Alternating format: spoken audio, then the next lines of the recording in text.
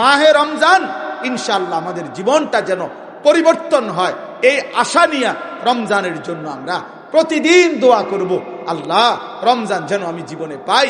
আরেকটা রমজান সামনে চলে আসছে, আমারে আল্লাহ হায়াতটা ভিক্ষা দেন। আল্লাহুম্মা বারিক লানা ফি রজব ওয়া শাবান ওয়া বাল্লিগনা রমাদান। আল্লাহ রমজান পর্যন্ত পৌঁছায়েন, এত কাছে আইনা কবরে নিয়েন না। বলেন আমিন, বলেন আমিন, আমিন। পবিত্র কোরআনুল কারীমের 2 নম্বর পারা, 2 নম্বর সূরা, সূরায়ে বাকারা। এই সূরার 183 নম্বর আয়াত আমি তেলাওয়াত করেছি। মাহে রমজানকে সামনে রেখে এই আয়াতটি পড়েছি। ইনশাআল্লাহ অল্প একটু সময় এই আয়াতটিকে সামনে রেখে সামান্য কিছু কথা আমরা আরজ করতে চাই। আল্লাহ তাআলা আমাদেরকে তৌফিক দান করেন। আমার হৃদয়ের মধ্যে কোনো অনুভূতি জাগলো কিনা, বিবেকের মধ্যে কোনো নড়াচড়া হলো কিনা, এটা হলো মূল বিষয়। হাসরের ময়দানে আল্লাহর সামনে সম্পূর্ণ কোরআনুল কারীমের আয়াত, আল্লাহ তাআলা বলছে একজন একজন করে আমি আল্লাহর সামনে আসতে হবে। অকুল্লুহুম আতিহি ইয়াউমাল কিয়ামাতি ফারদা, সকলেই আল্লাহ তাআলার সামনে কিয়ামতের দিন আসবে একজন একজন। ফারদান আই ওয়াহিদান, ফারদান শব্দের অর্থ একজন একজন। আল্লাহর সামনে আমাকেই আমার হিসাব দিতে হবে। আমার রাত, আমার দিন, আমার সকাল, আমার দুপুর, আমার আলো, আমার অন্ধকার, আমার একাকী জীবন, আমার সংসার জীবন, আমার পারিবারিক জীবন, আমার জীবনের ঘন্টা, মিনিট, সেকেন্ড, প্রত্যেক মুহূর্ত আমাকে হিসাব দিতে হবে। আল্লাহ তাআলা জিজ্ঞেস করবে আন উমরিহি ফিমা আফনাহ, বান্দা তুমি বলো আমার দেয়া হায়াত তুমি কোথায় শেষ করেছো। ওয়া আন শাবাবিহি ফিমা আবলাহু, আমার দেওয়া যৌবন কোথায় কাটিয়েছো। ওয়া আন মালিহি মিন আইনা ইকতাসাবাহু ওয়া ফিমা আনফাকাহু, প্রত্যেকটি টাকার ব্যাপারে, সম্পদের ব্যাপারে, উপার্জনের ব্যাপারে বলো উপার্জন করেছো কিভাবে, ব্যয় করেছো কোথায়, হালাল হারাম বুঝায় দাও। ওয়া মাদা আমিলা ফিমা আলিমা, আমি আল্লাহর কথা যা যা শুনেছিলে তদনুযায়ী কতটুকু আমল করেছো তা বলো।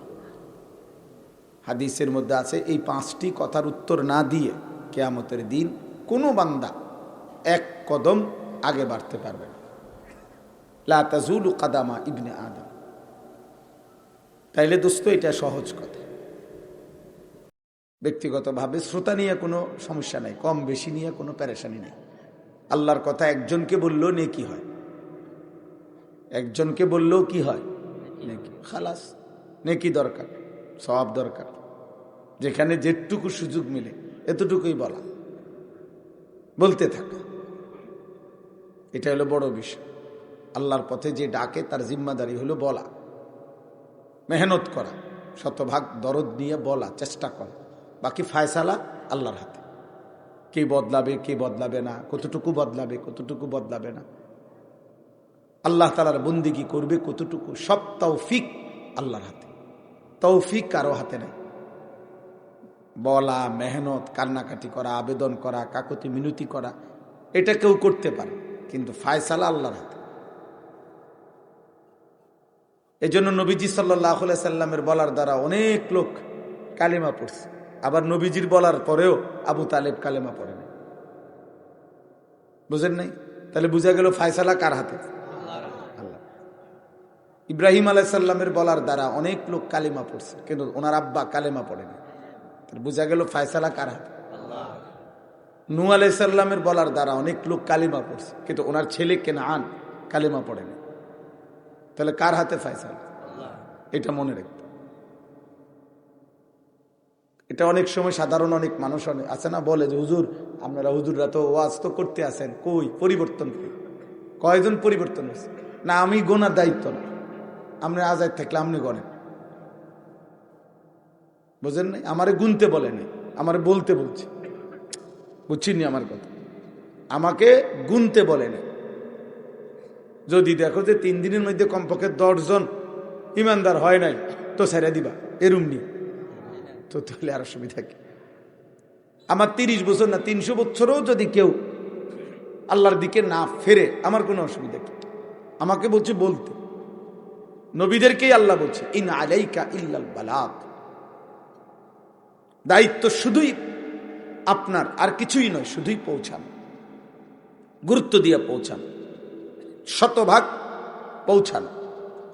এই জন্য নবী সাল্লাল্লাহু আলাইহি সাল্লাম, মনে রাখবেন, আপনারাও শুনছেন অনেক হয়তো ওয়াজে, বিদায় হজ্জের দিন আরাফাতের ময়দানে নবীজি সাহাবায়ে কেরাম, ১.৫ লাখ সাহাবী, ভরপুর সাহাবী, ওনাদেরকে জিজ্ঞেস করছেন আল্লাহুম্মা হাল বাল্লাগতু, সাহাবারা বলো আমি কি তোমাদের কাছে আমার আল্লাহর পক্ষ থেকে নাজিলকৃত দ্বীন পৌঁছাইছি কিনা? সাহাবায়ে কেরাম বলছেন না, ইয়া রাসূলুল্লাহ আপনি পৌঁছাইছেন।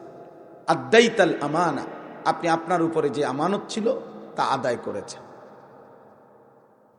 বাল্লাগতার রিসালা, রাসূল হিসাবে আপনার কাছে আল্লাহ যা বলেছেন তা আপনি আমাদের কাছে পৌঁছাইছেন, আমরা সাক্ষ্য দিলাম।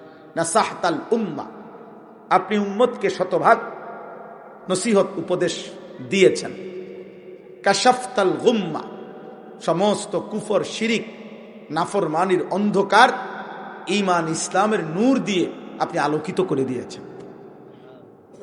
অতএব আপনার জিম্মাদারি আপনি আদায় করছেন। নবীজি সাল্লাল্লাহু আলাইহি সাল্লাম আসমানের দিকে এরকম শাহাদাত আঙ্গুল তুলে নবীজি বলছেন আল্লাহুম্মা শাহাদ, 3 বার, আল্লাহ আপনি সাক্ষী থাকেন, আপনি সাক্ষী থাকেন, আপনি সাক্ষী থাকেন, আপনার বান্দারা বলছে আমি আমার জিম্মাদারি আদায় করছি। বুঝছেন হিসাবটা? আল্লাহ তাআলা তখন ঘোষণা দিয়েছেন আল ইয়াউমা আকমালতু লাকুম দীনাকুম। হ্যাঁ বন্ধু, আমিও সত্যায়ন করলাম যে আমি আজকে আপনার মাধ্যমে কিয়ামত পর্যন্তের জন্য দ্বীনকে পরিপূর্ণ করে দিলাম।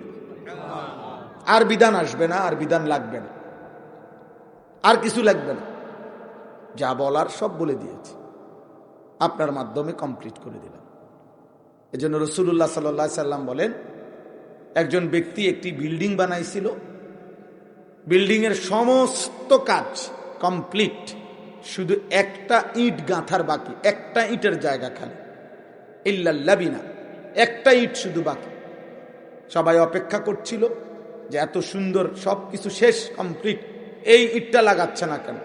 নবীজি সাল্লাল্লাহু আলাইহি সাল্লাম বলেন আনাল লাবিনা, আমি আসলাম পৃথিবীতে, আমি মুহাম্মদী হলাম সেই শেষ ইট। এই ইটটা আল্লাহ লাগাইলেন, ঈমান ইসলামের বিল্ডিং ভবন কিয়ামত পর্যন্তের জন্য কমপ্লিট হয়ে গেল। আনা খাতামুন নবিয়্যিন, আমি শেষ নবী, আমার পরে আর কিছুই লাগবে না নতুন। এরপরে শুধু অনুসরণ, এরপরে শুধু কি অনুসরণ, খালাস। অতএব আমরা ঘাবড়াই না কোনো সময়, কারো মহব্বতেও ঘাবড়াই না, কারো বেয়াদবিতেও ঘাবড়াই না। আমরা এটা বিশ্বাস করি, বুঝি এটা পৃথিবীতে ইস্তাফিরের দিনও ইমানদার নাফরমান থাকবে, অনুগত অবাধ্য থাকবে, আলো অন্ধকার থাকবে, এরই নাম দুনিয়া। এখানে ইমানদারও থাকবে, এখানে বাটপার সিটারও থাকবে, এখানে কষ্ট করে হালাল উপার্জন করে এই মানুষও থাকবে, এখানে সুদখোর কিস্তিখোর নাফরমানও থাকবে, এখানে সেজদাওয়ালা মোমেনও থাকবে, এখানে 365 দিন কোনো দিন আল্লাহকে একটা সেজদা দেয় নাই, কোনো দিন ফজরের নামাজ পড়ে নাই, এমন নিকৃষ্ট নাফরমানও থাকবে। এই নিয়েই পৃথিবী চলবে, এভাবেই আলো উঠবে, এভাবেই রোদ আসবে, এভাবেই সূর্য উঠবে, এভাবেই চাঁদ উঠবে, এমনি। এরই মাঝে একদিন ইসরাফিল ফুঁ দিবে, এরই মাঝে এই অবস্থা নিয়েই অনুগত কিংবা অবাধ্য সকলকেই ধীরে ধীরে কবরে চলে যেতে হবে। কেউ সেজদা দিতে দিতে আব্দুল কাদের জিলানী রহমতুল্লাহ, আব্দুল কাদের জিলানীও হয়, তাকেও মরে যেতে হবে। নাফরমানি করতে করতে যদি ফেরাউন নমরুদ হয়, তবুও কি যেতে হবে? মরে যেতে, খালাস। এই জন্য দোস্ত, তোমার হাসিও শেষ হাসি না, মনে করো আমার কান্নাও শেষ কান্না না, তোমার যৌবনও শেষ যৌবন না। তোমার মতো বৃদ্ধ যারা এই সমাজে আছে, তুমি যদি প্রত্যেককে জিজ্ঞেস করো, তারাও বলবে এমন একটা যৌবন আমিও পার করে আসছি, পার করে আসছি। অতএব এটা সহজ কথা। অনেক ছেলে আছো তোমরা 24 ঘন্টায় দিনের পর দিন বছরের পর বছর কিছুই বোঝো না, কি করো কি খাও, কেমনে হাঁটো, কেমনে নাচো, কেমনে গাও, নিজের মতো খাইতেছো, ঘুমাইতেছো, ফুর্তি করছো। নারী, ছবি, নাচ, গান, মোবাইল, চুল, চেহারা বেঈমানের মতো, মুশরিকের। হ্যাঁ, কোনো পূব নাই, পশ্চিম নাই, উত্তর নাই, দক্ষিণ। কি চালাক উনি মনে করতেছে উনি বুদ্ধিমান।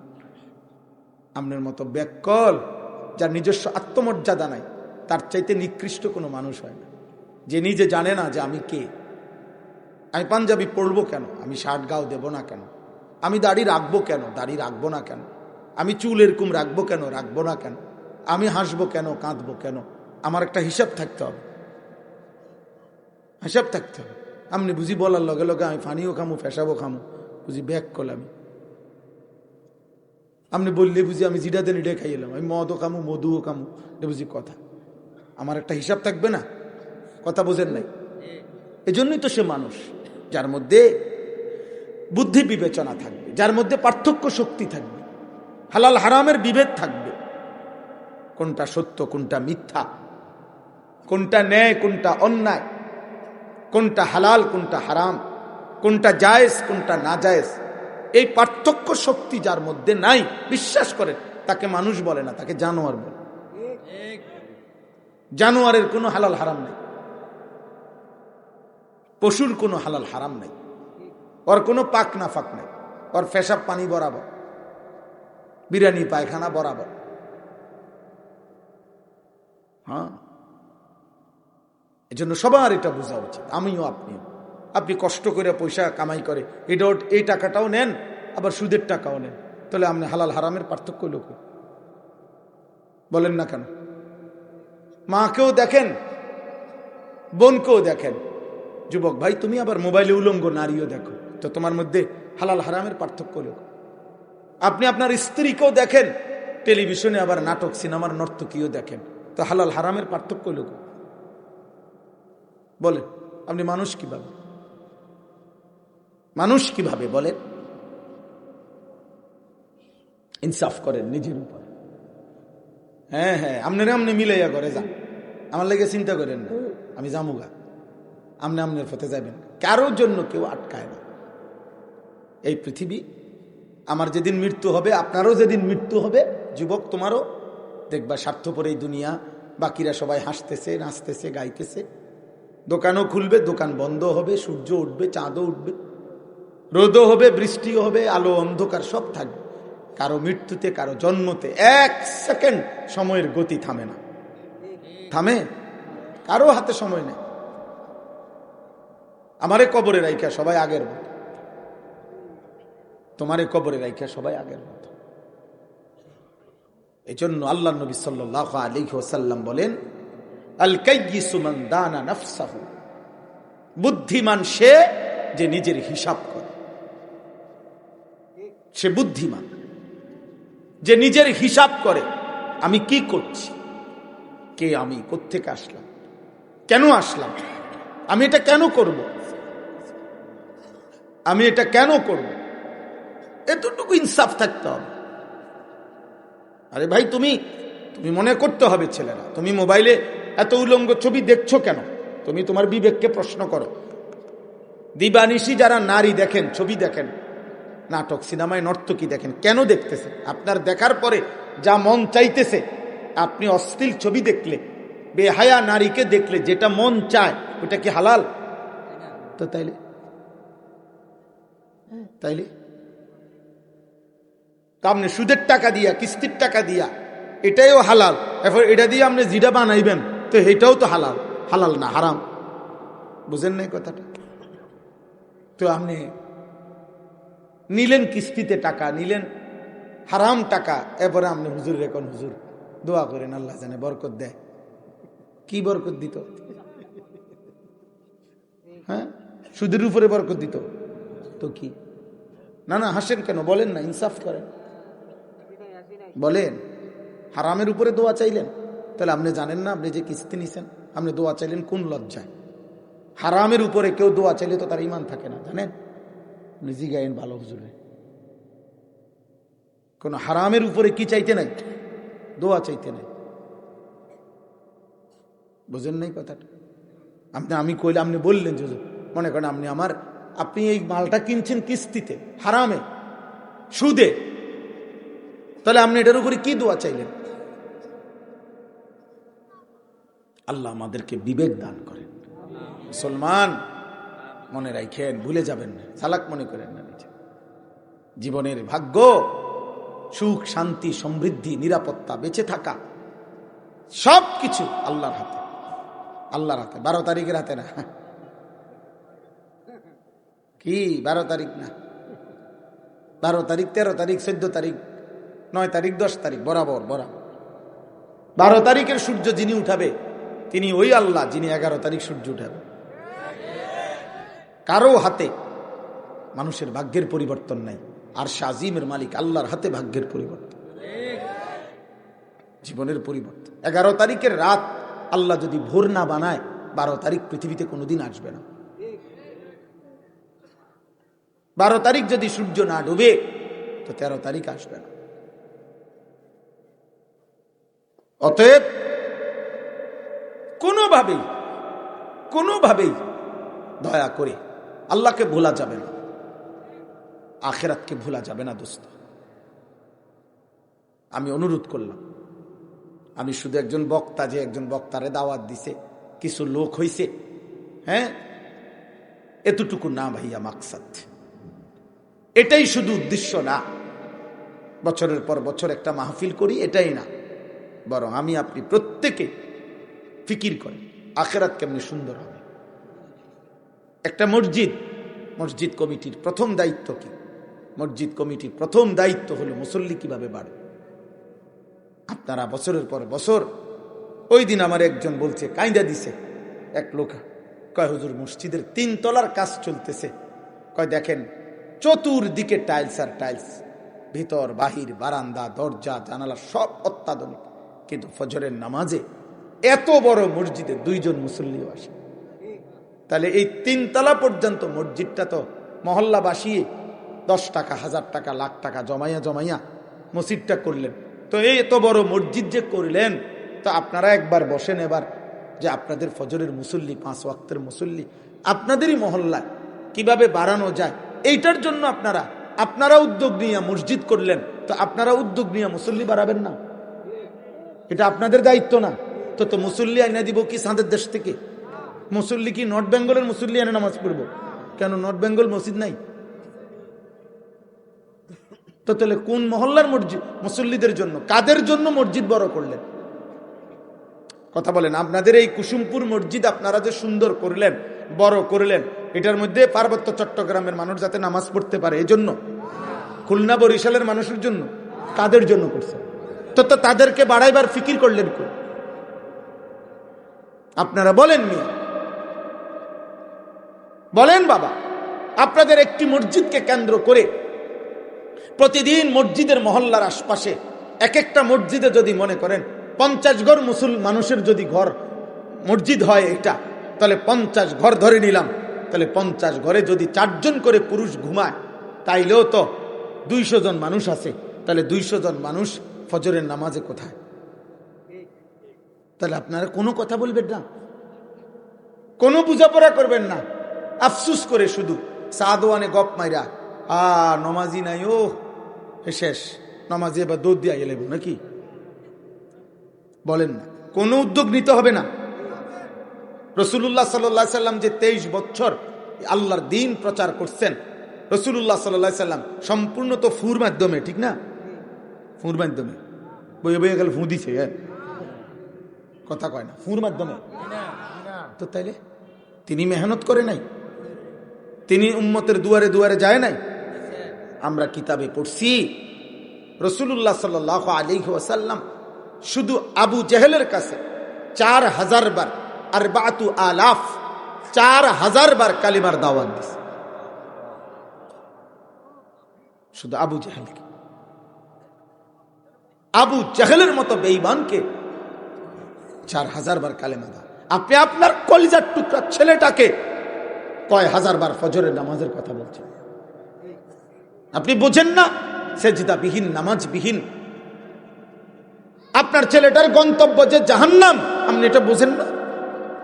আপনি এর দূর আক্কর নাই আপনার? তাইলে বলেন, আমরা তো দুনিয়ার ব্যাপারে আফসুস করি, আরে কবরে যাওয়ার টাইম হয়ে গেছে, বয়স শেষ, জিফুত গুনের লাগিয়ে কদুর গদ্দুয়ার করে দিয়ে যেতে পারলাম না, আরে কি রেখে যাম। এই ব্যাপারে যদি আফসুস করতে পারেন, তাহলে আপনি কি একবার ওইটা বলেন না, আহারে আমার চোখের সামনে ছেলেটা এক ওয়াক্ত নামাজ পড়ে না, আমার মরার পরে কি করবে?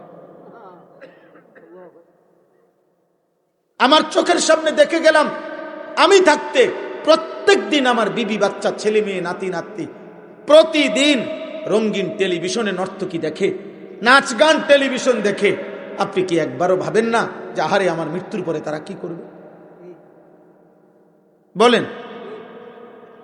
হায় মুসলমান, খুব বেশি মনে করছেন মুসলমান অমুসলমান সবার আখলাক যদি আমরা বরাবর, যে আমগো উদ্দেশ্য একটাই জীবনে, কোন রকম ভাতের ব্যবস্থা করা, কোন রকম একখান গদ্দুয়ার, কোন রকম রাস্তার লগে কুদ্দুর জাগা, আজি ফুট গুন কুদ্দুর খাইয়া দাইয়া কামাই রোজগারি করে একটা লাইনে আছে, খালাস, এই মুসলমান,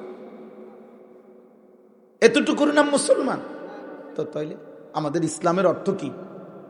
রাসূলুল্লাহ সাল্লাল্লাহু আলাইহি সাল্লামের 23 বছরের এই মেহনত, চোখের পানি, পেটে পাথর বাঁধা ক্ষুধার কষ্ট, তায়েফের রক্ত, উহুদের দান দান শহীদ করা রক্ত, এই সব কিছুর বিনিময়ে মাকসাদ যে উম্মত যেন, আমার উম্মত একটা একটা বিল্ডিং যেন করতে পারে, 2টা ফুট যেন বিদেশ পাঠাইতে পারে, কুদ্দু জায়গা জমি কিনা গদ্দুয়ারান যদি এখন লাইন করে দিয়ে কবরে যাইতে পারে। এই জন্যই তো নবী এত কাঁদছে, ঠিক না? এই জন্যই তো পেটে পাথর বাঁধছে না?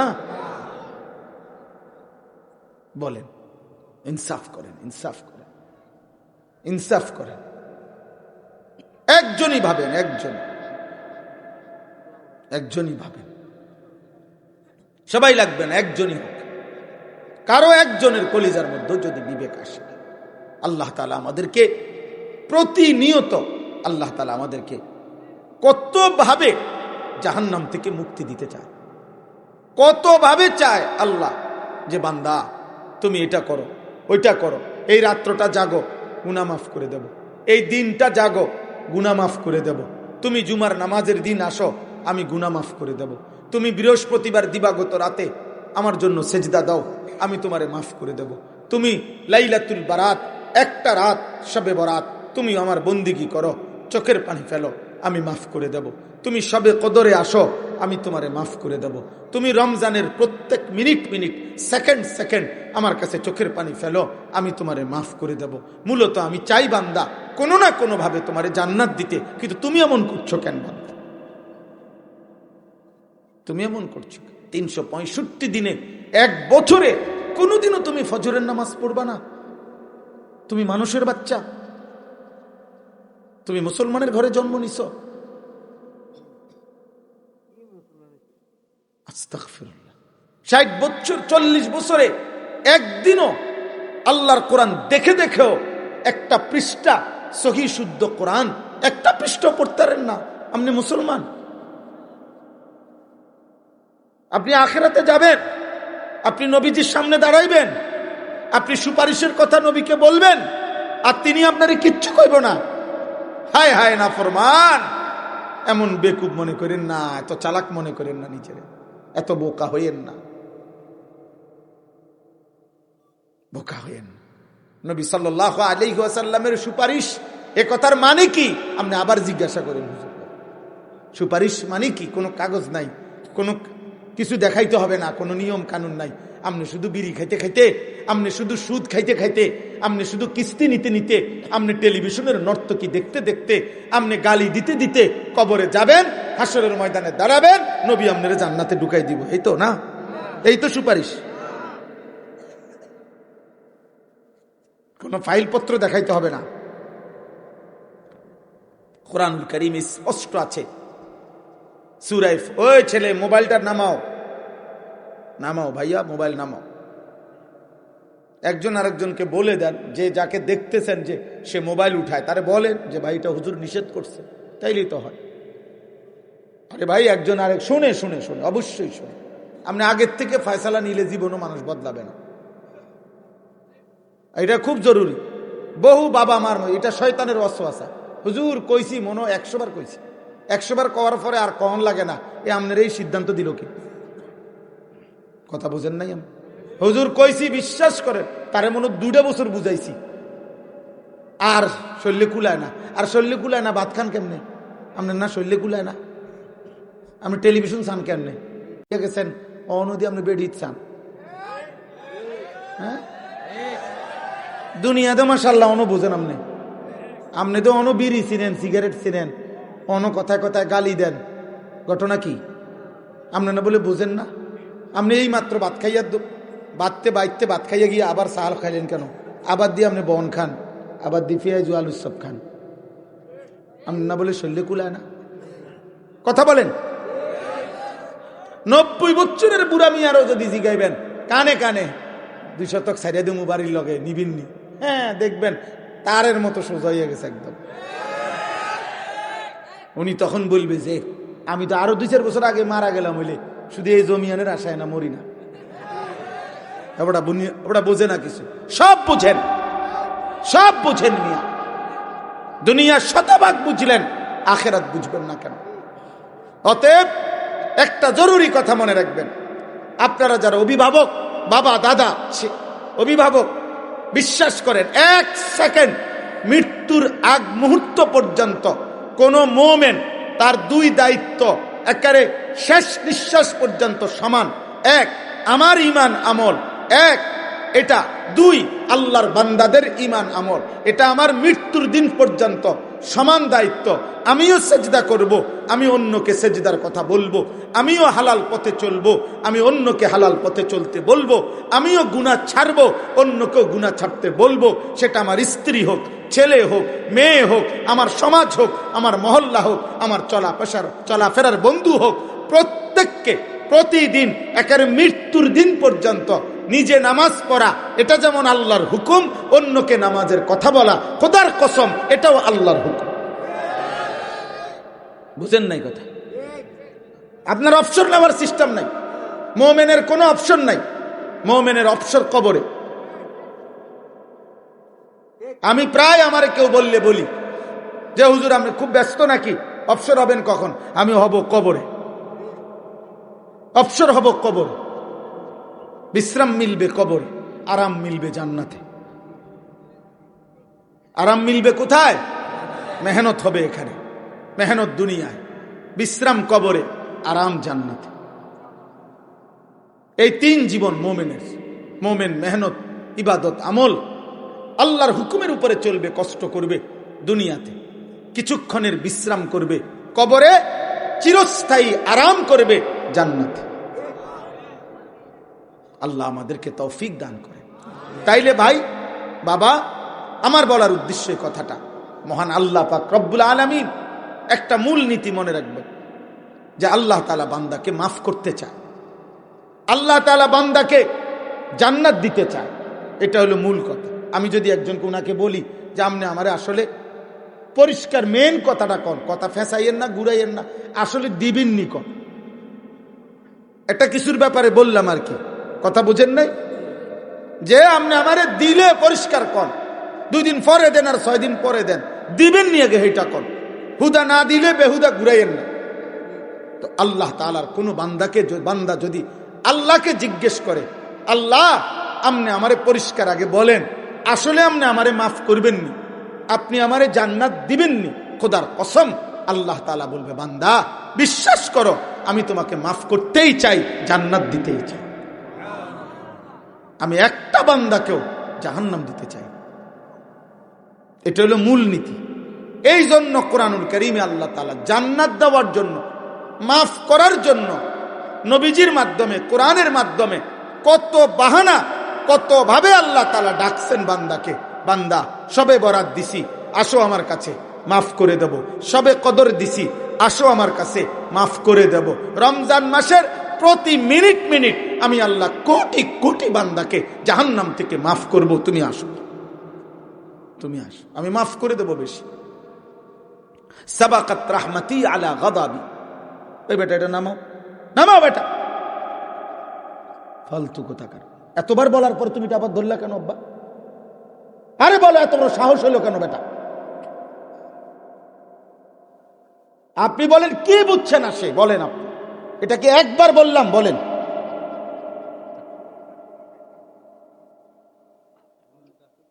প্রচন্ড সাহসী তোমরা। মূল বিষয় হলো তোমাদের অনেক ছেলে আব্বা কোনোভাবেই তোমরা বুঝতেছ না, বুঝতেছ না। দীর্ঘদিনের গুনাহ, দীর্ঘদিনের অসভ্যতা তোমাদের শরীর এমন চাপছে যে মজবুত হয়ে গেছে, এই দিল আর কোনোভাবেই নড়ে না। মনে রাখো বাপ, আবারও বলি, কারো জন্য কেউ আটকায় না। আমি তো বললাম এই কথাটা। তুমি এই সমাজ, পৃথিবী এত স্বার্থপর, মনে রাখো। তুমি নষ্ট হইয়া নারী দেখতে দেখতে, অশ্লীল ছবি দেখতে দেখতে, নামাজ ছাড়া নাফরমানি করতে করতে যদি তুমি পচ্চা গল্লা গন্ধ ছুঁড়ো, স্বার্থপর এই দুনিয়ার কারো হাতে সময় নাই তোমারে টেনে ধরবে। মনে রাখো, এটাই বাস্তবতা, এটাই বাস্তবতা। এখন মানুষ খুব বেশি যান্ত্রিক, মানুষ মেশিন ছাড়া কিছু বোঝে না। মানুষ আধুনিকতার এক যুগ আমরা এখন আছি, যেখানে প্রত্যেকটা মানুষ আর কত দ্রুত, আর কত আধুনিক, আর কত উন্নত মেশিন আছে, আর কিতা আছে দেখো, আর কিতা, আর কি আছে দেখো, আর কি আছে। দুনিয়া আরো ভোগ করবো, আরো মজাদার, আরো লোভনীয়, আরো আকর্ষণীয়, আরো ডিজাইন করো, আরো ডিজাইন করো। আগে ওই পুরা বাড়ির 30 জন মানুষে পুকুরের কোনার মধ্যে এক বাথরুম দিয়া কোন রকম বেড়ার ঘর, টিনের ঘর দিয়ে সারিয়া গেছে। এখন রুম 6টা, বাথরুমও 6টা। বুঝেন নাই? স্বার্থপর এই দুনিয়া, খুব বেশি মানুষের যান্ত্রিকতা, আধুনিকতা, দুনিয়ার ভোগ বিলাসিতা মানুষের প্রচন্ড বেড়ে যাওয়ার কারণে কারো হাতে সময় নাই। বাপে এমন বাপ আছে, এবার আজকে 1 মাসে কোনোদিন কইতে পারতো না, আরে 1 বছরে বলতে পারতো না। ওনার ছেলেরে একবার বসে জিজ্ঞাইছে যে আব্বা তুই মুসলমান, আমি মুসলমান, নামাজ পড়বি কোন দিন? সময় নাই, এবার আর সময় নেই, সময় নাই, ব্যস্ত উনি। আপনার ছেলেটা প্রতিদিন দুপুরবেলা ভাত খাইয়া বাইর হয়, রাত 11টা 12টা 1টা বাজে ঘরে আসে। এই পুরাটা টাইম এই নারী দেখে, ছবি দেখে, উলঙ্গ দৃশ্য দেখে, অশ্লীল ছবি দেখে, কার সাথে চলে, কার সাথে খায়, বন্ধু বান্ধবদের সাথে কি বলে, কি আড্ডা দেয়, কি দেখে। মা জানেও না, বাবা জানেও না। এভাবে ছেড়ে দিলে কি আর সন্তান মানুষ হয়? ফেলে রাখলে তো স্বর্ণ মাটির উপরে ফেলে রাখলে, স্বর্ণ মাটির উপরে ফেলে রাখলে অনাদরে অবহেলায় স্বর্ণ মাটি হয়ে যায়, মাটি স্বর্ণ হয় না। স্বর্ণ এবং মাটি এখানে ফেলে রাখলে তো স্বর্ণ মাটি হবে, মাটি কি হবে না? লোহা যদি মাটির উপরে ফেলে রাখেন অনাদরে অবহেলায়, তো একদিন দেখবেন লোহা মাটি হয়ে গেছে, মাটি কি হয় নাই? লোহা হয় না। দুষ্ট, অসৎ, চরিত্রহীন, লম্পট, অসৎ সঙ্গ চরিত্রহীনদের সঙ্গী হয়ে নামাজ নাই, আল্লাহ নাই, সেজদা নাই, আখেরাত নাই, পরকাল নাই, এমন বন্ধু বান্ধব, এমন মোবাইল, এমন সঙ্গীদের সাথে যারা চলে ফিরে, খোদার কসম একদিন দেখবেন এটা পৌঁছে গন্ধ ইয়া দুর্গন্ধ ছুটছে।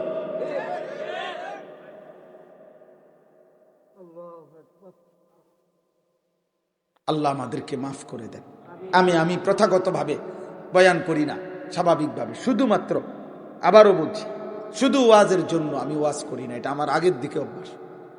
আমি আপনাকে ভাবাইতে চাই এতটুকু যে আপনার বিবেকে কোনো একজনের, আমি কোনো প্রার্থী না, আমার কোনো মার্কা নাই, কোনো মার্কার পক্ষে আমি প্রচারণাও করি না, আমি এটি বুঝি না, আসলেই বুঝি না। আমি এজন্য বিশ্বাস করি যে আমার ব্যাপক জনসমর্থন দরকার নাই। আমি সমর্থন দিয়ে কিতা করব? আমি তো ভোটে দাঁড়াইছি না, আবার সামনের লাগে আস্তে আস্তে প্রস্তুতি নিতেছি, এমন মানসিকতা এক জাররাও আমার নাই যে ধীরে ধীরে মাঠ তৈরি করতেছি। না না, মাঠও না, আমার উড়ানোর দরকার নেই। আমি মরে গেলে আমি গেলাম গা, আপনি মরে গেলে আপনি গেলেন, কে রাখে কার খবর? কে রাখে কার খবর? কে কার খবর রাখে? আহা, আপনারা বলেন, আপনারা এখানে যারা বসে আছেন, আপনারা আপনাদের দাদার দাদার নাম বলেন। বুঝেন না? জিজ্ঞাসা করেন, আছে? বলেন, কোত্থেকে কইব? তাহলে আমি আমার দাদার দাদা, আমার দাদার দাদা কি 3000 বছর আগের মানুষ? তো আমি তার নাম জানি না কেন? আমার দাদার দাদা যদি এখন আইসা আমগো বাড়ির সামনে দিয়ে আইটা যায়, আমি চিনমুনি হবো রে। তাহলে স্বার্থপর এই দুনিয়া চিনি কই? দুনিয়া কারে মনে রাখছে রে আব্বা? কারে মনে রাখছে? আমি কেন আমার আখিরাত নষ্ট করে দুনিয়া সাজাবো কেন? হ্যাঁ, আমি কেন সুদের টাকা দিয়া, আমি কেন কিস্তির টাকা দিয়া বিল্ডিং করতে হবে আমার ফুতের লাগা? আমি যদ্দূর পারি মাড়ি ফালাইয়া গেলাম, আমার ফুতে আইসা ঘর করবে, আমার এরপরে নাতি আইসা আস্তর করবে, অসুবিধা কি? বুঝেন নাই কথা? আপনি আমি কেন আমার আখিরাত বরবাদ করব? মাটির উপরের ঘর তো 3 পুরুষে সাজাইতে পারে। মাটির উপরের ঘর দাদা মাড়ি ফালাইয়া গেছে, ফুতে আইয়া ঘর করছে, এরপরে নাতি আইসা ফার্নিচার আস্তর কইরা বাড়িঘরটা সুন্দর করছে। 3 পুরুষ মিলে, দাদা ছেলে নাতি 3 জনে মিলে হইতে পারে মাটির উপরের ঘর সাজাইছে। কিন্তু খোদার কসম, আমার আপনার মাটির নিচে তো আরেকটা ঘর আছে, সেই ঘরের নাম কবর। ওইটা আমারটা আমি না সাজাইলে আমার পুতেও পারবে না, আমার নাতিও দিবে না। আমার ঘর মাটির নিচে যেটা, ওইটা তো আমি একা সাজাইতে হবে। আর মাটির উপরে আমার ঘর তো ইচ্ছা করলে বাকিটা আমার ফুতে করবে, বাকিটা আমার নাতি করবে। আমার আব্বা 2015 সালে আগস্ট মাসে আমার আব্বা ইন্তেকাল করছে। আমরা 5 ভাই। আমার আব্বা ইন্তেকালের সময় আমরা 5 ভাইয়ের একজনেরও কোনো ঘর দুয়ার জায়গা জমি কিচ্ছু ছিল না, কিছুই ছিল না। কিন্তু আমরা 5 ভাইকে আব্বা আলেম বানাইছে। 5 ভাই আব্বার জীবদ্দশায় আলেম হয়েছে, আলহামদুলিল্লাহ। ঠিক 2015 সাল থেকে 2024 9 বছরের ব্যবধানে বরাবর 2024 সালের আগেই আমরা 5 ভাই আলাদা জায়গাও কিনছি, আলাদা বিল্ডিংও কিনছি, সোফাও বানাইছি, ফার্নিচারও বানাইছি। অনামগো ঘরেও ফ্রিজ আছে, সোফা আছে, কাঁচের প্লেট আছে, বাথরুমে বালতি আছে, বালতির লগে মগ আছে, বদনাও আছে, লোডাও আছে। এটি কোনো আশ্চর্য কিছু না। সোফা একসেট বানানোর লাগিয়া আব্বা জীবিত থাকতে হবে, এটা জরুরি না। ছয়ান চেয়ার বানাইতো লাগিয়া এত মিশা কথা কোন লাগে না? না, 1 ডজন কাঁচের প্লেট কিনতে এত টিয়া সুদ খাইতে হয় না। না না, টাইলস কদ্দুর লাগাইতে এত কিস্তি নন লাগে না। এত মিথ্যা তো বাটপারি করে আপনি কি করলেন? কিতা বানাইলেন আপনি? সোফা এক সেট, ছয়ান চেয়ার আর একখান ডাইনিং টেবিল, আদ্য জায়গায় না আরেকটা থইবেন কো? হ্যাঁ, এতটুকুই দুনিয়া। এতটুকুর জন্য অনন্তকালের আখিরাত ত্যাগ করলেন। কবরের এই লম্বা জীবন শেষ করে দিলেন। আস্তাগফিরুল্লাহ, আস্তাগফিরুল্লাহ। ইয়ালামুনা যাহিরাম মিনাল হায়াতিদ দুনিয়া ওয়া হুম আনিল আখিরাতি হুম গাফিলুন। আল্লাহ বলে, বান্দা দুনিয়ার জীবন খুব তো বুঝলা, ছোট বড় সকলেই তো দুনিয়ার জীবন বুঝলা, কিন্তু আখিরাতের ব্যাপারে গাফিল হয়ে রইলা। আখিরাত কেন বুঝলা না? ইকতারাবা লিন-নাসি হিসাবুহুম ওয়া হুম ফি গাফলাতিন মুরিদুন। আল্লাহ বলে, বান্দা হিসাবের সময় তো কাছে চলে আসছে, আজও তো তুমি আমি আল্লাহর আদেশ পালন থেকে গাফিল হয়ে আছো, গাফিল হয়ে আছো। আহাসিবান নাসু আন ইউতরাকু আন ইয়াকুলু আমান্না ওয়া হুম লা ইফতানুন। আল্লাহ বলে, বান্দা তুমি কি ভেবেছো শুধু তুমি বলবা মুখে শুধু মুসলমান, আর আমি আল্লাহ কোনো পরীক্ষা না নিয়ে তোমারে এমনি এমনি ছেড়ে দেব, জান্নাত দিয়ে দেব? আমার জান্নাত এতটা মামুলি, এতটা কম দামি? তুমি জান্নাতে এত কম দাম ভাবলা কেন? তুমি কি ভেবেছো এমনি এমনি জান্নাতে চলে যাবা? আয়াহসাবু আল্লান ইয়াকদিরা আলাইহি আহাদ। আল্লাহ বলে, না ফরমান বান্দাকে জিজ্ঞেস করো, তার উপরে কারো কি কোনো ক্ষমতা নাই? হে না ফরমান, হে মিথ্যাবাদী, বে নামাজি, হে আল্লাহর অবাধ্য দুশ্মন, আল্লাহ যেন ডাক দিয়ে বলে, বান্দা তুমি কি এই ভেবেছ যে আমি আল্লাহ তোমার উপরে শক্তি নাই? কথা বলে না, শক্তি নাই, আল্লাহ পারবে না তো বলে? মালিক কোরআনুল কারীমের মধ্যে আছে, প্রত্যেক জাহান্নামী পাপী হাসরের দিন জাহান্নামের দৃশ্য দেখে, আযাবের দৃশ্য দেখে আল্লাহকে বলবে, আল্লাহ রব্বানা আবসারনা ওয়া সামি'না ফারজি'না না'মাল সালিহান ইন্না মুকিনুন। আল্লাহ আজ হাসরের ময়দানে আইসা আমি জাহান্নাম দেখে আমি সম্পূর্ণ নিজ চোখে দেখলাম, শুনলাম, বিশ্বাস করলাম আখিরাত সত্য। অতএব এখন আমারে হাসরের ময়দান থেকে দুনিয়ার জীবনে একটু পাঠান, আমি নেক আমল করব। কসম খোদার, আল্লাহ কোরআনে বলে, আল্লাহ সেদিন বলবে, হে বেঈমান, হে নাফরমান, ওয়ালাউ শি'না লাআতাইনা কুল্লা নাফসিন হুদাহা। আরে নাফরমান, আমি তো চাইলে দুনিয়ার হায়াত থাকতেই আমি জাহান্নাম 1 সেকেন্ড, কবরের আযাবের 1 সেকেন্ড দেখাইয়া তখনও তো ইচ্ছা করলে তোরে দিয়ে আমি সেজদা দেওয়াইতে পারতাম, কিন্তু আমি তো চেয়েছিলাম না দেখে সেজদা দিবি কিনা, বিনিময়ে জান্নাত দেব। তুমি তো আমারে প্রত্যাখ্যান করলা। আজ আমি আল্লাহ তোমাকে ভুলে গেলাম, তোমার অন্য কোনো আব্বা থাকলে তুমি ডাক দাও। চ কোরআন বুঝে, আল্লাহ বুঝে, ইন্না নাসিনাকুম, বেঈমান আজ তোকে আমি ভুলে গেলাম। যা পুরা হাসরের ময়দান তালাশ কর, তোর কোনো বাপ আছে কিনা তোরে আজ রক্ষা করবে। যা যা। কোরআন হাদিসে আল্লাহ নবী বলছে, আল্লাহ পাক বলবে, বান্দা যাও পুরা হাসরের ময়দান তালাশ করো, আমাকে বাদ দিয়ে তোমারে বাঁচাবে এমন কে আছে নিয়ে আসো। তাইলে আল্লাহ চাইলে কবরের আযাব এখন আমগরে দেখাইতে পারে না? আল্লাহ চাইলে জাহান্নামের দৃশ্য আমগরে 1 সেকেন্ড দেখাইতে পারে না? তো এই জন্য ভাইয়া আফসোস তো করতে হবে, আফসোস তো করতে হবে। এত ওলামাদের কথা, জুমার নামাজের বয়ান, এত কিছু বৃথা, বেহুদা, মিথ্যা কথা, অযৌক্তিক কথা চলেন। অতএব আমি আর লম্বা করতে চাচ্ছি না। আমার এই মূল প্রথম কথা এটা, এতটুকু কথাই মনে করানো যে আমাদের সামনে মাহে রমজান, আমাদের সামনে একটা রমজান মাস।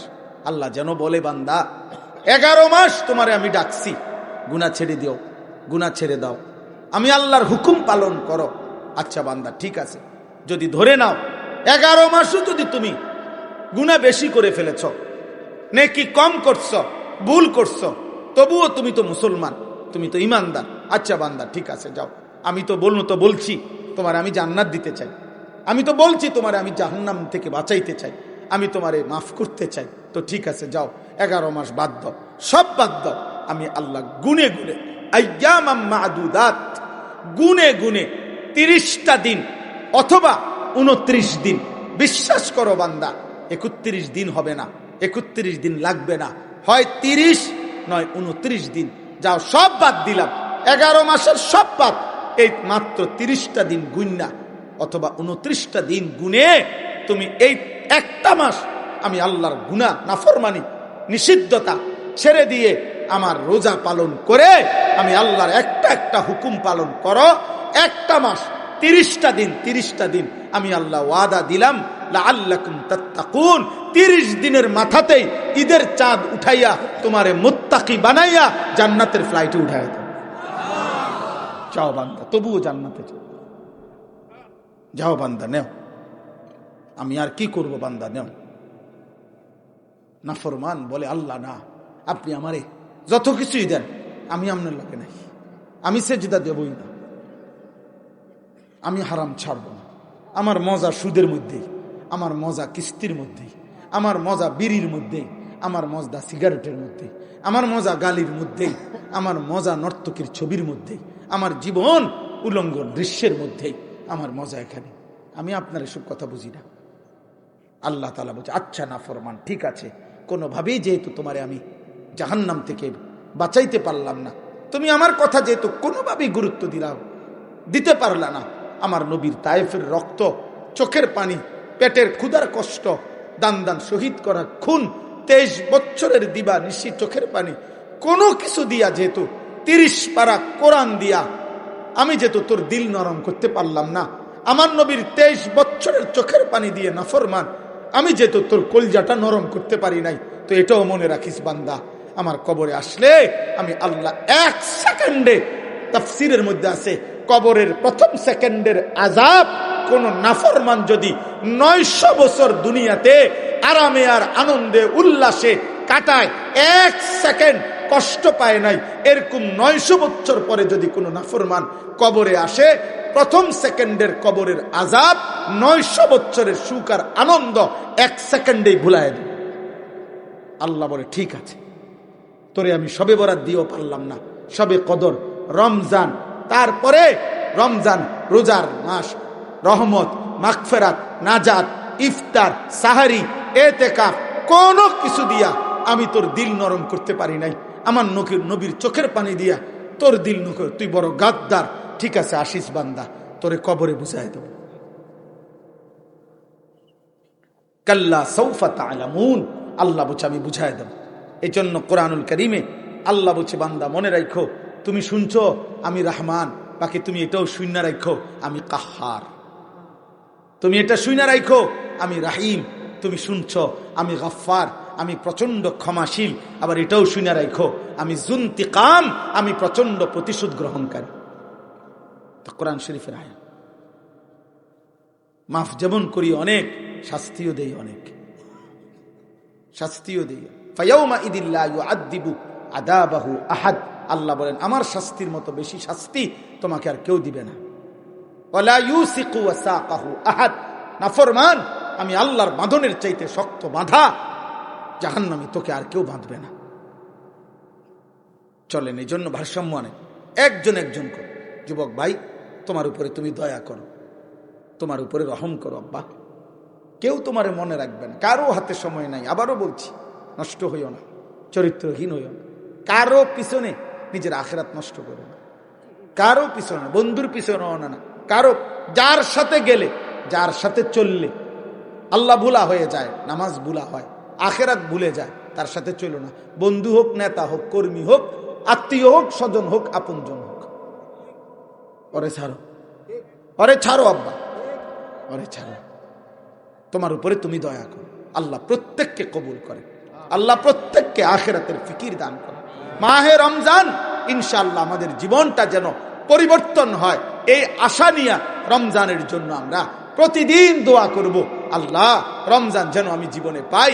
আরেকটা রমজান সামনে চলে আসছে, আমারে আল্লাহ হায়াতটা ভিক্ষা দেন। আল্লাহুম্মা বারিক লানা ফি রজব ওয়া শাবান ওয়া বাল্লিগনা রমাদান। আল্লাহ রমজান পর্যন্ত পৌঁছায়েন, এত কাছে আইনা কবরে নিয়েন না। বলেন আমিন, বলেন আমিন, আমিন। আহ্বান করলাম।